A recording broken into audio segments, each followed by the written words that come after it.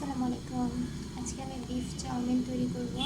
তার জন্য এখানে বিফ নিয়েছি। বিফগুলোকে আমি এরকম পাতলা করে স্লাইস করে কেটে নিয়েছি। দিয়ে দিয়েছি আদা বাটা, রসুন বাটা। এখন দিয়ে দেব মরিচ গুঁড়া, ধনিয়া গুঁড়া, স্বাদ মতো লবণ,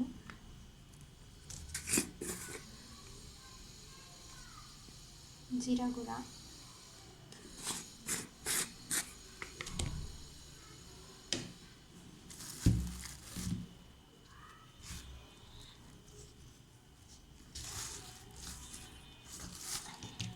দিয়ে দেব টমেটো সস,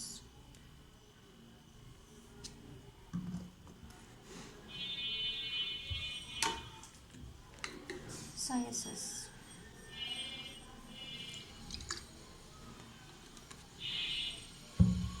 ভালোভাবে মিশিয়ে নেব।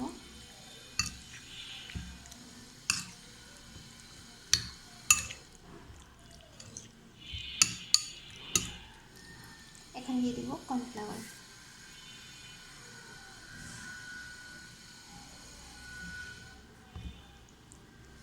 কর্নফ্লাওয়ারটাকে বিফের সাথে ভালোভাবে মিশিয়ে নেব।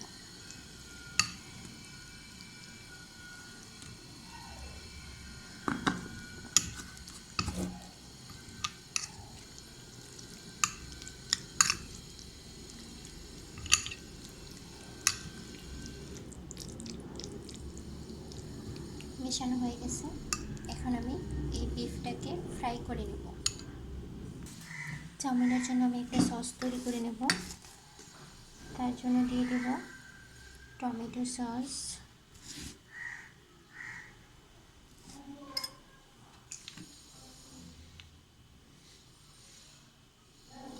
সয়া সস,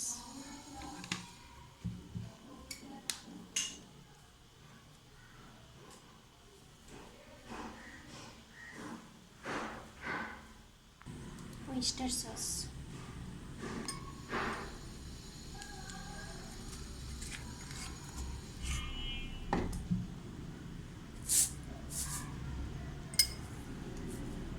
দিয়ে দেব চিনি,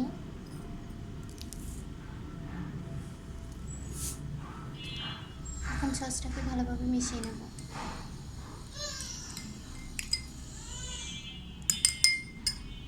চুলায় একটা প্যান বসিয়ে দিয়েছি। এখন আমি বিফগুলোকে ফ্রাই করে নেব। একে একে আমি সবগুলো বিফ দিয়ে দেব।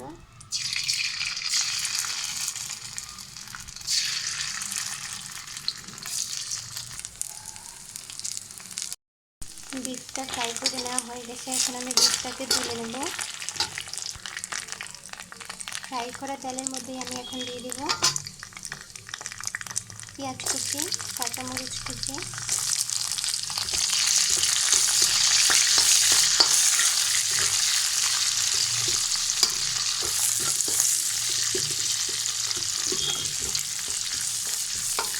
এখন দিয়ে দেব গাজর।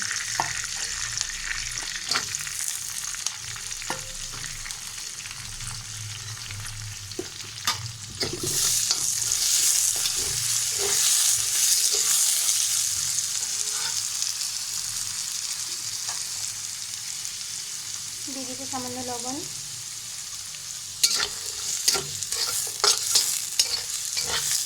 গাজর আর পেঁয়াজ আর কাঁচামরিচটাকে আমি কিছুক্ষণ ফ্রাই করে নেব।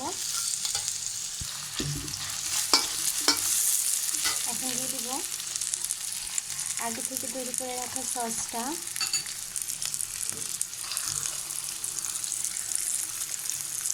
সসটাকে গাজরের সাথে ভালোভাবে মিশিয়ে নেব। আর এই কাজটা কিন্তু হাই হিটে রেখে করতে হবে, কারণ সকল চাইনিজ রান্নাগুলো চুলার আঁচটা কিন্তু হাইতে রাখতে হয়।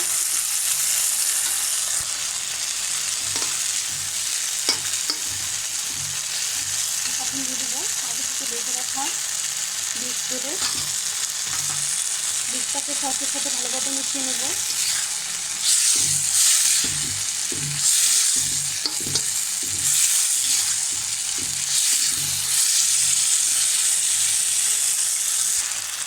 এখন দিয়ে দিয়েছি আগে থেকে সিদ্ধ করে পানি ঝরিয়ে নেওয়া চাউমিনগুলি। সসের সাথে ভালোভাবে মিশিয়ে নেব।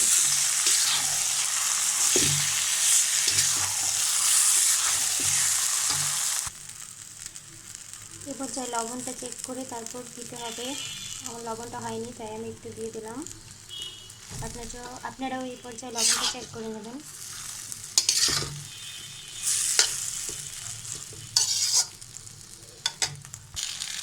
চাউমিনটা একদম রেডি। এখন আমি চুলাটা বন্ধ করে দেবো। চাউমিনটা রেডি। আপনারাও বাসায় অবশ্যই ট্রাই করবেন আর আমাকে জানাবেন কেমন হয়েছে। ধন্যবাদ।